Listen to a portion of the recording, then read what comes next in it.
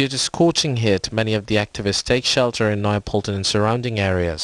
সরকার সমুদ্রোধ হয়ে কেয়ারটেকার সরকার দাবি মেনে নেয় এবং শীর্ষ নেতৃবৃন্দদের মুক্তি দেয়।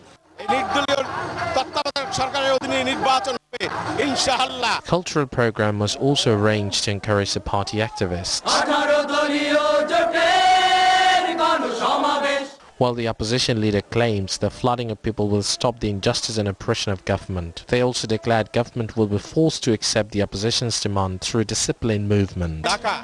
জনসমুদ্রে পরিণত হয়েছে, এর মাধ্যমে বিরোধী দলের বিজয় হয়েছে, সরকারের পতন হয়ে গেছে, এই সরকার জনগণ থেকে বিচ্ছিন্ন হয়ে পড়েছে, এটা প্রমাণিত।